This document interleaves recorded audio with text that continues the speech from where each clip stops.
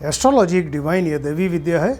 अभी जो सब्जेक्ट चल रहा है वो है कि सूर्य को डिफरेंट हाउसेस में, टोटल 12 हाउसेस होते हैं कुंडली में, तो उन 12 हाउसेस में अलग अलग अगर हाउस में सूर्य बैठे तो क्या फल देगा, इसके बारे में डिस्कशन चल रहा है, राइट। तो अभी तक हमने आपको ये लग्न यानी first house, first, second, third, fourth, fifth, six, seventh, eighth और नाइन्थ हाउस के बारे में बताया।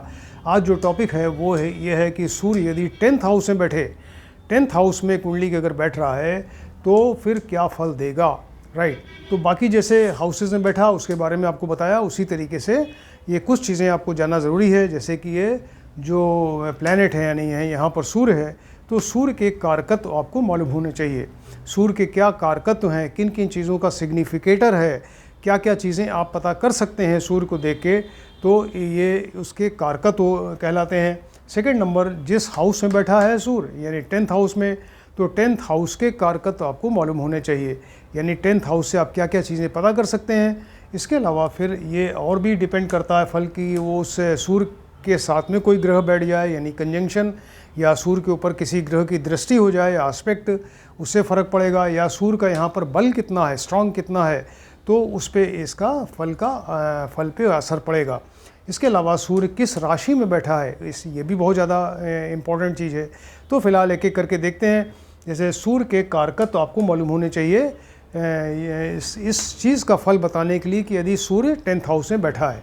तो सूर्य के कारकत्व पहले भी आपको बता चुके हैं। सूर्य जो है वो राजा की पदवी दी गई है, ये यानी आज की डेट में गवर्नमेंट है, सरकार है।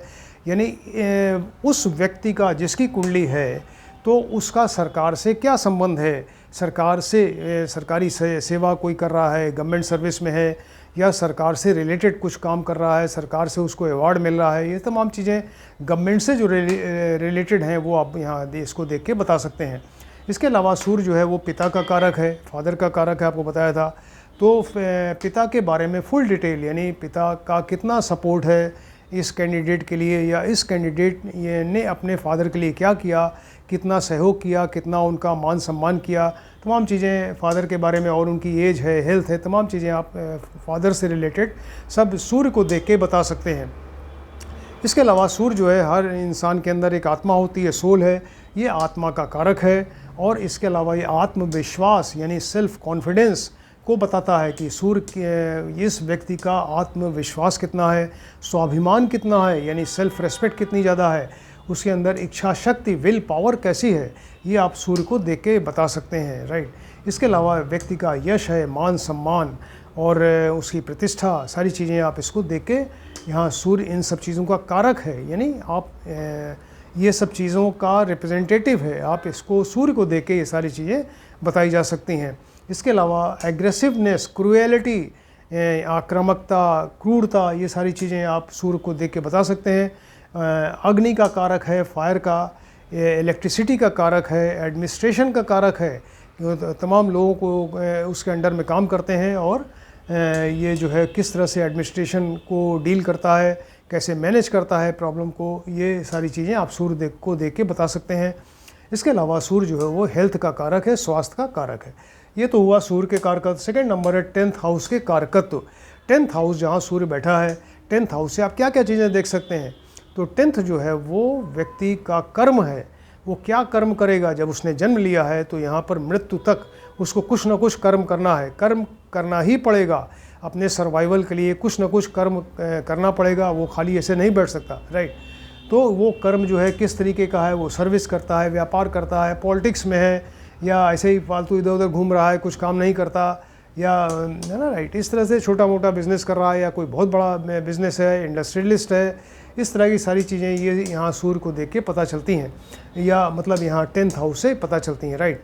ये कितनी हाई पोस्ट पे रहेगा, 10th हाउस से ये पता चलता है कि 10th हाउस से ये पता चलेगा कि व्यक्ति कितनी हाई पोस्ट पे जा सकता है, उसका प्रमोशन के बारे में पता चल सकता है, ट्रांसफ़र इन सर्विस के बारे में पता चल सकता है, कैरियर, उसका कैरियर किस फील्ड में होगा, किस कैरियर की स्टेबिलिटी, कैरियर में स्थायित्व जो है वो किस तरह का रहेगा। और इसके अलावा ये आप देखिए, यहाँ ये कैंडिडेट है, यानी लग्न है, तो जिसकी कुंडली है वो व्यक्ति स्वयं है। यहाँ से 7th स्थान उसकी वाइफ का हो गया, और यहाँ से लग्न से अगर हम फोर्थ देखें तो मदर का होता है। अब इस वाइफ से फोर्थ अगर देखें, वाइफ के घर से 1 2 3 4, तो ये वाइफ की मदर का घर हो गया, यानी आपकी मदर इन लॉ का घर हो गया, राइट।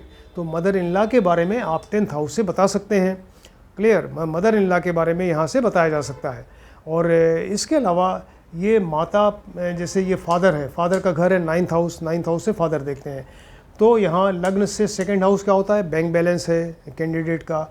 तो ये फादर का बैंक बैलेंस है, यानी फादर के घर से 2nd हाउस, यानी फादर के पास कितना धन है, कितना बैंक बैलेंस है, ये आपको पता चल सकता है। क्लियर। इसके अलावा ये सूर्य जो है यहाँ पे 10th हाउस से ये मदर और फादर का मारक स्थान भी होता है। यह मारक स्थान मतलब वो कभी ज़्यादा बीमार पड़े या वो मृत्यु हो जाए, ये सारी चीज़ें ये मारक स्थान से पता चलती हैं। तो कैंडिडेट जो लग्न है, यहाँ लग्न से 2nd मारक स्थान होता है, लग्न से 7th भी मारक स्थान होता है।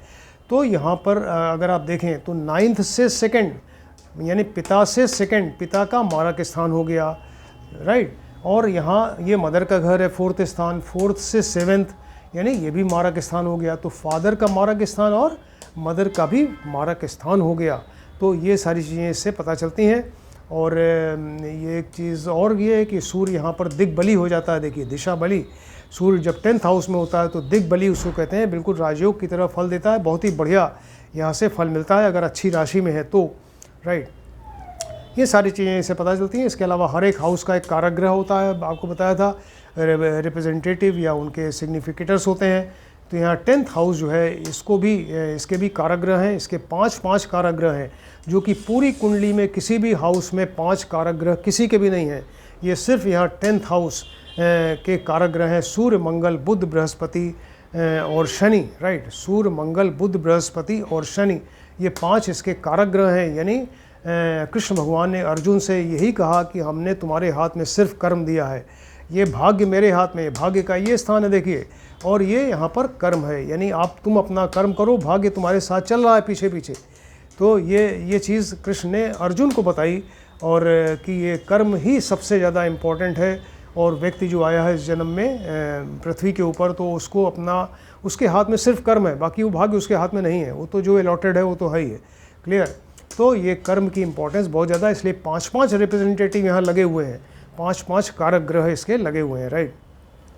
अब देखते हैं कि सूर्य किस राशि में बैठा। एक तो ये दिग्बली होता है, यहाँ पे बैठ के दिशा बली हो गया, यानी बहुत ही स्ट्रांग हो जाता है सूर्य। अब ये अगर सूर्य अपनी उच्च राशि में यहाँ बैठ गया 10th हाउस में, उच्च राशि मतलब मेष राशि हो गई, स्वराशि मतलब 5 नंबर, मित्र राशि मतलब मंगल और गुरु की राशि हो गई। तो मंगल की राशि है 1 और 8, यानी मेष और वृश्चिक राशि, और गुरु की राशि है 9 और 12, यानी धनु और मीन राशि। अगर इन राशियों में सूर्य यहाँ बैठा है तो मानी बात है बहुत बढ़िया फल करेगा। यहाँ पे सूर्य वैसे ही दिग्बली है और ये मित्र राशि में हो गया, तो ये बहुत ही बढ़िया फल करेगा, बिल्कुल राजयोग की तरह फल देगा। व्यक्ति गवर्नमेंट सर्विस में हो सकता है, बहुत ज़्यादा चांसेस हैं गवर्नमेंट सर्विस में हो, और बहुत हाई पोस्ट पर होगा वो, एक एडमिनिस्ट्रेटिव सर्विस में हो सकता है, एम्बेसडर हो सकता है, एम्बेसडर किसी कंट्री का एम्बेसडर बन जाए, एक बहुत बढ़िया पॉलिटिशियन बन सकता है। यहाँ पे मैनेजमेंट जो है बहुत ही बढ़िया मैनेज करेगा चीज़ों को, वो बहुत बड़ा एक आत्मविश्वासी, और इसके अलावा वो बुद्धिमान, इंटेलिजेंट, वेल एजुकेटेड, और इसके अलावा वो जो है सिंसियर और दृढ़ निश्चयी, यानी उसका जो दृढ़ निश्चयी है, यानी विल पावर उसकी बहुत स्ट्रांग है यहाँ पर। ये हर तरह से एक बढ़िया फल दे रहा है, दृढ़ निश्चयी वाला हो गया, राइट। और बहुत ही ज़्यादा ये धनी होगा, मान सम्मान वाला होगा, प्रतिष्ठा वाला होगा और ऐश्वर्यवान होगा, राइट। इस तरह से ये देखते हैं। पिता से रिलेशन बहुत ही बढ़िया होंगे, क्योंकि ये सूर्य पिता का कारक है और 10th हाउस में है, तो पिता से रिलेशंस बहुत बढ़िया होंगे। पिता ने इसको काफ़ी सहयोग दिया, अब ये पिता का खूब मान सम्मान करेगा और पिता को सहयोग देगा। इसके अलावा ये सूर्य की डायरेक्ट दृष्टि देखिए यहाँ 4th हाउस पे है, तो ज़मीन, मकान, इन सब चीज़ों का इसको सुख होगा, मानसिक सुख मिलेगा इसको, हर तरह से ये सूर्य बहुत ही बढ़िया होगा। अब इसका उल्टा मान लीजिए कि सूर्य यहाँ नीच राशि में बैठ गया। नीच राशि सूर्य की है तुला राशि, 7 नंबर, और या इसके शत्रु की राशि है शुक्र की और शनि की राशि है, ये परम शत्रु हैं इसके। तो शुक्र की राशि होती है 2 नंबर 7 नंबर, और शनि की राशि है 10 नंबर 11 नंबर, यानी मकर और कुंभ राशि। अगर यहाँ पे बैठेगा तो कैरियर स्टार्ट करने में ही इसको प्रॉब्लम होगी, बहुत संघर्ष करना पड़ेगा, समय लगेगा, मेहनत लगेगी, भाग्य साथ नहीं दे रहा है, तमाम चीज़ें, सरकारी काम में बाधा आएगी, जहाँ काम करेगा को वर्कर्स के साथ में प्रॉब्लम, बहसबाजी और इसका अपमान हो सकता है, ये सीनियर्स के साथ में प्रॉब्लम होगी, प्रमोशन में डिले हो सकता है और बहुत ज़्यादा मेहनत इसको करनी पड़ेगी यहाँ पे, और धन की कमी रहेगी, राइट, इसके पास मनी की कमी रहेगी, और जातक का बिहेवियर भी अच्छा नहीं रहेगा यहाँ पे, जैसे एक अहंकारी और पापी दुष्कर्म करने वाला ऐसा भी हो सकता है, राइट। तो ये सूर्य किसी भी हालत में यहाँ अच्छा फल नहीं देगा। और ये सूर्य जो है आपको बताया था कि ये हेड का कारक है, मतलब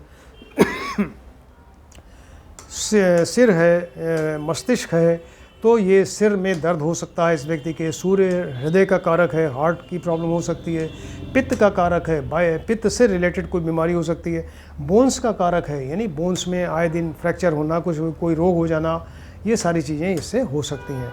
तो इस तरह से आपको बताया कि ये सूर्य अगर 10th हाउस में है तो क्या फल देगा। तो इसके लिए मेन चीज़ आपको यही देखनी रहती है कि कोई भी प्लैनेट किसी हाउस में बैठा है, आपसे पूछा जाए क्या फल देगा, उसके लिए आप उस ग्रह का कारकत्व देखिए, उस हाउस का कारकत्व देखें और वो ग्रह किस राशि में बैठा है, इन सारी चीज़ों को देख के आप में बता सकते हैं। तो ये इस तरह से हम आपको सब एक एक करके सब वीडियो बताते जा रहे हैं। और अगर आपने अभी तक हमारा चैनल सब्सक्राइब नहीं किया, काइंडली इसको सब्सक्राइब करिए। ये हमारा गिटार के गाने और ये जो एस्ट्रोलॉजी सबका वीडियो जो बने हुए हैं, सबका चैनल एक ही है। किसी एक चैनल में आप सब्सक्राइब करेंगे, आपको सारे वीडियो दिखाई देंगे। तो आप भी इसको सीखने की कोशिश करिए, बहुत ही इंटरेस्टिंग सब्जेक्ट है ये। Thank you.